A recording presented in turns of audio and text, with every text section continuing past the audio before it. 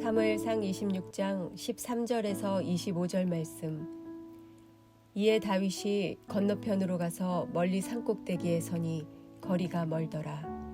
다윗이 백성과 넬의 아들 아브넬을 대하여 외쳐 이르되 아브넬아 너는 대답하지 아니하느냐 하니 아브넬이 대답하여 이르되 왕을 부르는 너는 누구냐 하더라. 다윗이 아브넬에게 이르되 내가 용사가 아니냐 이스라엘 가운데에 너 같은 자가 누구냐 그러한데 내가 어찌하여 내 주 왕을 보호하지 아니하느냐 백성 가운데 한 사람이 내 주 왕을 죽이려고 들어갔었느니라. 내가 행한 이 일이 옳지 못하도다.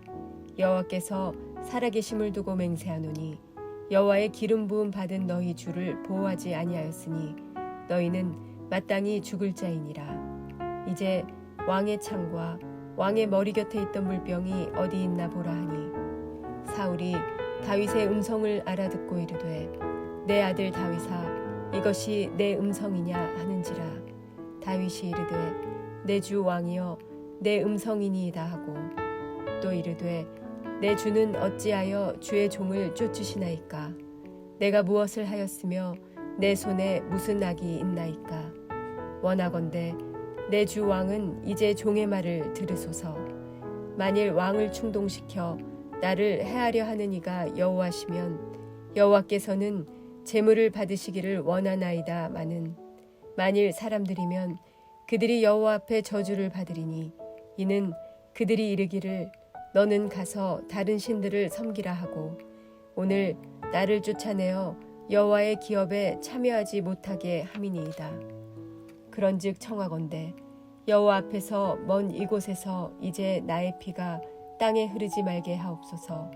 이는 산에서 메추라기를 사냥하는 자와 같이 이스라엘 왕이 한 벼룩을 수색하러 나오셨음이니이다. 사울이 이르되 내가 범죄하였도다. 내 아들 다윗아 돌아오라. 내가 오늘 내 생명을 귀하게 여겼은즉 내가 다시는 너를 해하려 하지 아니하리라. 내가 어리석은 일을 하였으니 대단히 잘못되었도다 하는지라. 다윗이 대답하여 이르되 왕은 창을 보소서. 한 소년을 보내어 가져가게 하소서.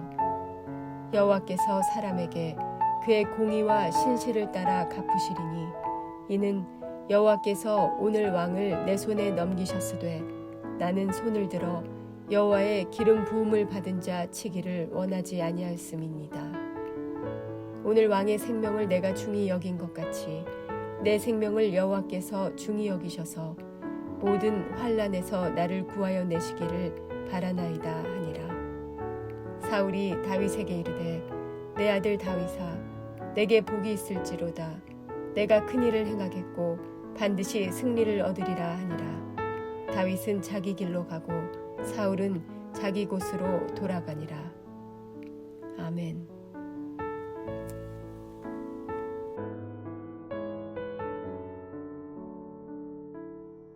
함께 기도하겠습니다.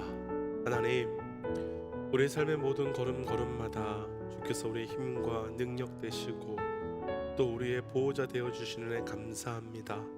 오늘도 우리 삶에 있는 그 영적 공격 앞에 우리가 주의 그늘 안에 온전히 들어가 거하게 하여 주옵소서. 이 모든 말씀 예수님 이름으로 기도하였습니다. 아멘. 할렐루야.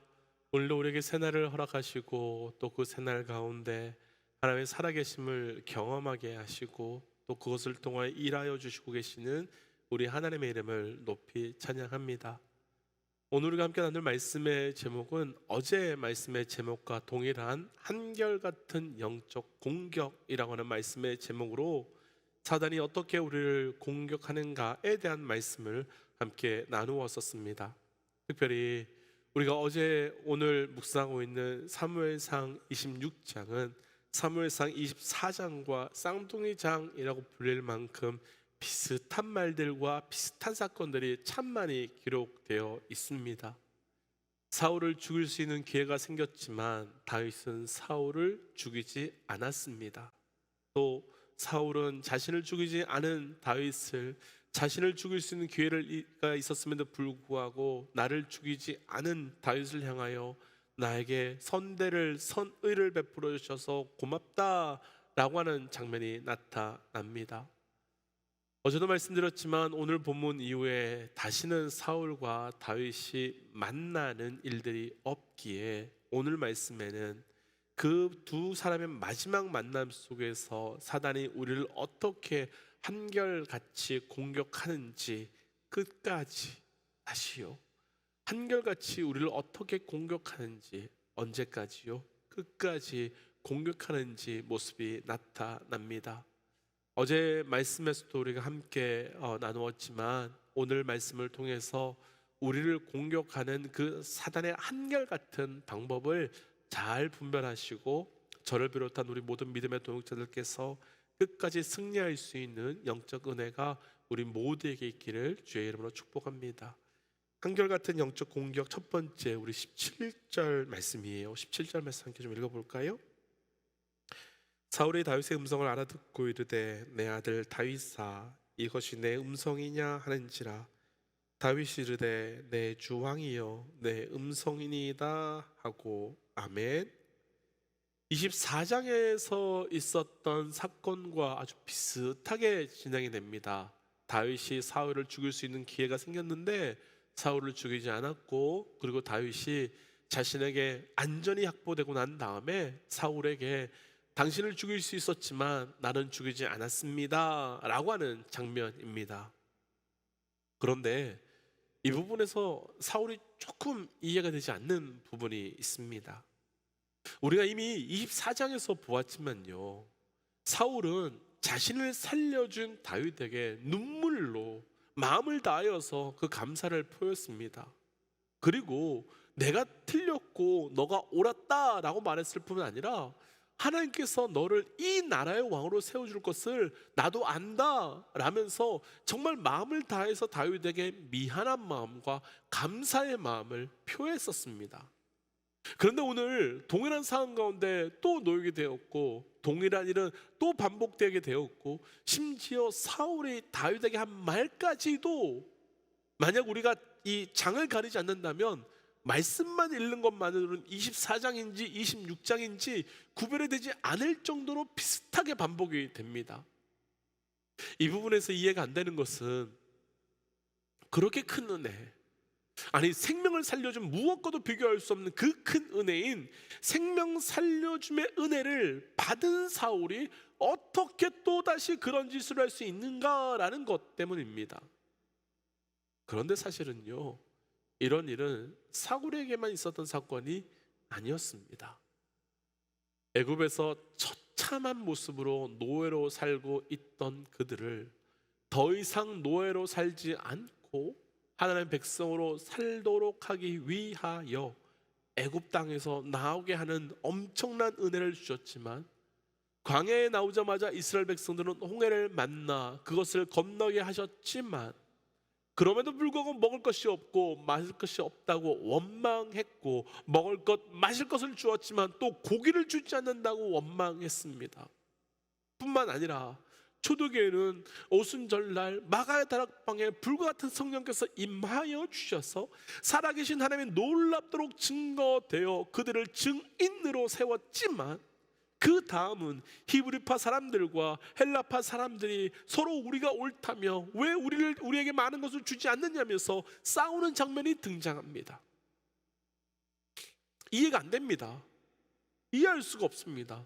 어떻게 그렇게 큰 은혜를 경험해 주셨는데도, 그렇게 큰 사건을 허락해 주셨는데도 어떻게 사울은, 그리고 이스라엘 백성들과 초대교회 성도들은 그 은혜가 있었음에도 불구하고 또다시 원망하고 또다시 싸우고 또다시 살아계신 하나님을 부인할 수 있는 걸까요? 그런데 이건 성경에서만 나오는 사건이 아니지요. 우리의 삶은 어떠신지요? 우리의 삶의 모습은 어떠신지요? 분명 우리는 죽을 수밖에 없는 죄인입니다. 그런데 예수의 십자가로 분명 우리는 살게 되는 은혜, 생명의 은혜, 구원의 은혜를 누리게 되었습니다. 마치 사울이 죽음 바로 직전에 있었는데 다윗이 살려준 것처럼 우리는 생명의 은혜, 살아남의 은혜를 매일매일 누리고 있습니다. 그런데 정작 우리 삶에서 만나는 이런저런 문제들, 그리고 이런저런 부족함과 결핍들, 그리고 그 문제 안에서 우리의 반응은 어떠신지요? 사울처럼 다시 다윗을 죽이려 달려드는 모습은 없으신지요? 이스라엘 백성들처럼 생명 살려주었지만, 홍해 건너게 하셨지만 먹을 것 마실 것 안 준다고, 줬음에도 불구하고 고기 주지 않는다고 원망하는 모습이 우리에게는 없는지요? 왜 그럴까요? 무엇 때문일까요? 이유가 있습니다. 바로 은혜의 상실이지요, 은혜의 망각이지요. 사단은 우리에게 은혜의 자리에 가는 것을 막는 존재가 아닙니다. 사단은 우리에게 은혜의 사건이 우리에게 임하지 못하도록 하는 존재가 아닙니다. 왜냐하면 그 은혜의 주권은 사단에게 있는 것이 아니라 하나님에게 있고, 하나님은 하나님의 백성에게 은혜를 선물로, 하나님의 권능으로 우리에게 주셨기 때문입니다. 그래서 사단이 우리에게 쓰는 강력한 무기가 있는데, 그것은 주께서 우리에게 주신 은혜를 망각하며 주께서 우리에게 주신 은혜를 상실하게 하는 겁니다. 하나님께서 내게 주신 은혜가 얼마나 큰 것인지, 하나님께서 내게 허락하여 주신 은혜가 얼마나 강력하고 놀라운 것인지를 기억하지 못하게, 잊어버리게 만드는 겁니다. 분명 24장에서 사울이 다윗에게 눈물로 한 말들은 다 사실이었습니다. 그 고백 하나하나 정말 절절했을 사실입니다. 그런데 사울은 그 은혜 잊어버렸습니다. 사울은 그 은혜를 상실했고, 사울은 그 은혜를 망각했습니다. 사랑하는 믿음의 동역자 여러분, 이 아침 하나님께서 우리에게 주신 은혜를 다시 한번 상고해 보시기를 권면드립니다. 하나님께서 우리를 위하여 허락해 주신 은혜가 어떤 것인지 다시 한번 되새겨 보시기를 권면드립니다. 그래서 주신 은혜를 망각하고 은혜가 없다고 말하는 우리가 아니라, 지금 우리 삶에 주신 은혜가 없다고 하더라도 이미 주신 그 은혜로, 이미 허락하신 그 은혜 때문이라도 끝까지 걸어갈 수 있는 영적 은혜가 우리에게 있으시기를 주의 이름으로 도전합니다. 은혜를 회복하셔야 합니다. 두 번째 한결같은 영적 공격, 우리 오늘 본문 중에 21절 말씀 함께 좀 읽어볼까요? 21절입니다. 함께 읽지요. 사울이 이르러 내가 범죄하였도다. 내 아들 다윗아 돌아오라. 내가 오늘 내 생명을 귀하게 여겼은즉 내가 다시는 너를 회하려 하지 아니하니라. 내가 어리석은 일을 하였으니 대단히 잘못되었도다 하는지라. 아멘.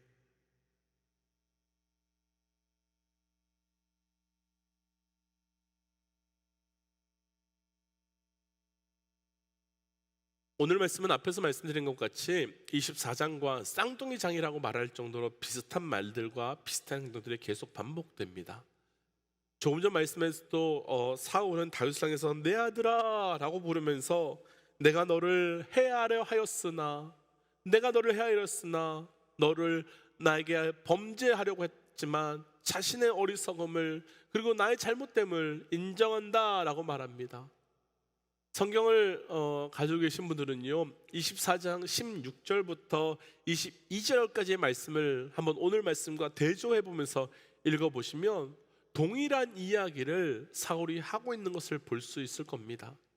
그런데 동일한 이야기 중에 이전에 하지 않았던 이야기를 하는 것을 볼 수 있습니다.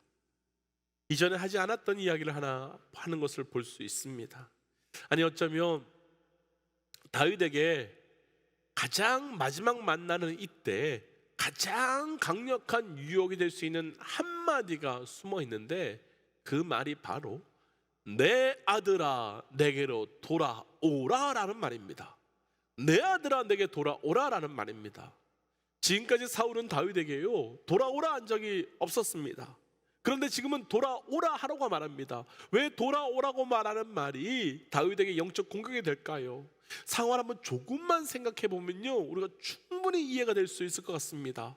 지금 사울이 있는 곳은 모든 것이 넉넉하고 모든 것이 풍성하고, 그래서 편안하게 살 수 있는 이 땅의 나라입니다.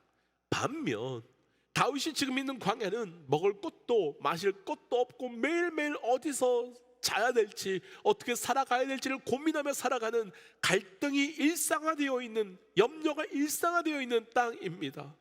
그리고 무엇보다도 매일매일 사울이 나를 쫓아와서 언제 죽일지 모르는 상황에서 도망가야 하고 피해야 하는, 그래서 한시도 마음을 놓을 수 없는 일들이 계속되는 땅입니다.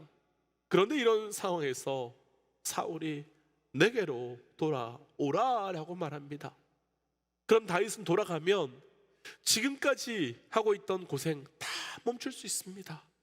다윗은 돌아가면 지금까지 살던 그 험난한 걸음 다 멈출 수 있고 더 이상 그렇게 살지 않아도 됩니다. 더군다나 사울이 완전히 뉘우치고 아들아라고 부르며 다시 돌아오라고 말했으니 첫 번째는 어쩔 수 없다 할지라도 두 번째는 믿고 돌아가도 됩니다. 그럼 돌아가면 돌아가라라고 하는 말이 다윗에게는 영적 공격이 아니라 영적 은혜이며 영적 초대라고 말할 수 있을 것 같습니다. 그런데 왜 돌아오라라고 하는 이 말이 사단이 우리에게 한결같이 공격하는 영적 공격의 방법이라고 말하고 있는 걸까요? 왜 돌아오라고 말하는 말이 너무너무 좋은 초대이며 은혜의 말 같은데 왜 사단의 한결같이 우리를 공격하는 영적 공격의 방법이라고 말할까요?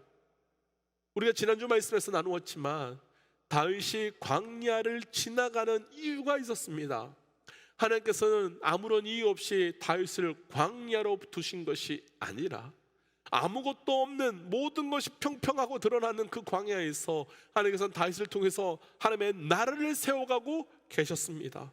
그래서 하나님께서는 이스라엘 백성 가운데 유일하게 남은 제사장을 에봇과 함께 다윗에게 보내주셨고 선지자도 보내주셨고 그리고 백성들과 군사들도 보내주셨습니다.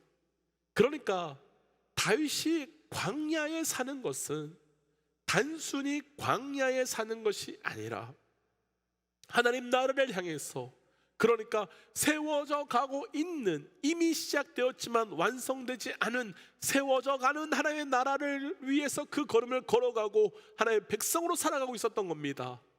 그런데 그 광야에서 하나님의 나라를 세워가며 하나님의 나라의 백성으로 살아가고 있는 다윗에게 돌아오라라고 말합니다. 그럼 돌아오라고 하는 말은 무엇입니까? 어떤 뜻입니까? 하나님 나라를 포기하고 세상의 나라로 들어오라는 거지요. 하늘의 것을 추구하는 것을 멈추고 땅의 것을 추구하는 것으로 오라는 거지요. 없고 빈약한 곳에서 살지 말고 풍성하게 공급되고 있는 이 땅으로 돌아오라는 거지요. 하나님의 것을 포기하고 사람의 것을 선택하라고 말하는 것이지요. 과연 이때의 광야에서 나의 나라로 돌아오라라고 하는 것을 초대라고 말할 수 있겠습니까? 과연 광야에 있던 그를, 하나님의 나라를 세워가고 있던 그를 나의 나라로 오라고 하는 것을 은혜라고 말할 수 있겠습니까? 오래전에 캐나다로 한번 사역을 한 적이 있었습니다. 캐나다에 가보신 분들은 아시겠지만 캐나다는 참 살기 좋은 나라입니다. 자연환경도 너무 좋고요. 그리고 사회 여러 복지 환경도 너무 잘 되어 있습니다.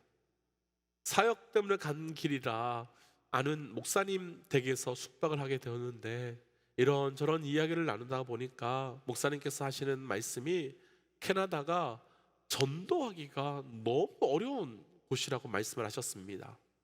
의외였습니다.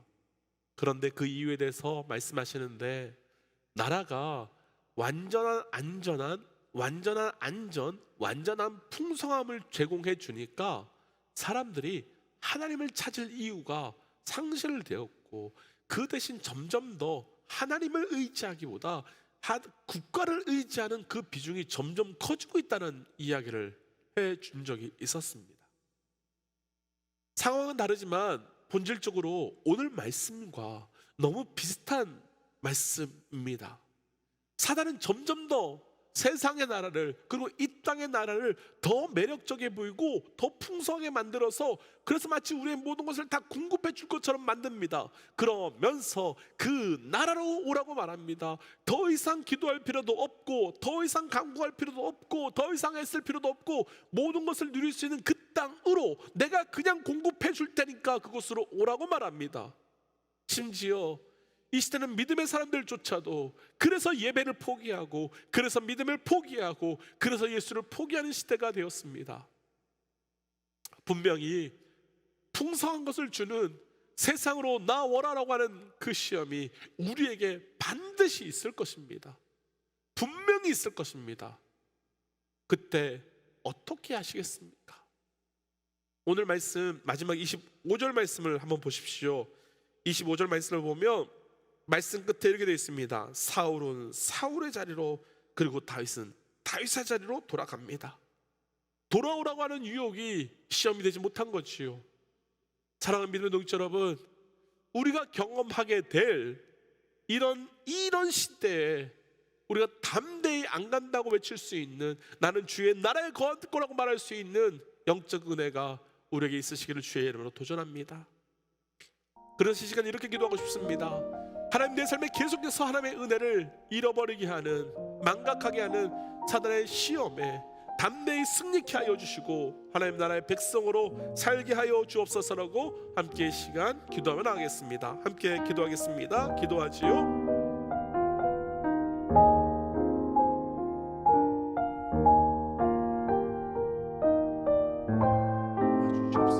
주의 은혜가 우리한테 부어지게 하시고 주의 은혜를 따라 살아갈 수 있도록 우리 함께 하여 주시옵소서. 하나님, 오늘도 우리가 주의 은혜로 살게 하여 주시옵소서. 하나님, 오늘도 우리가 주의 뜻에 맞추어 살게 하여 주시옵소서.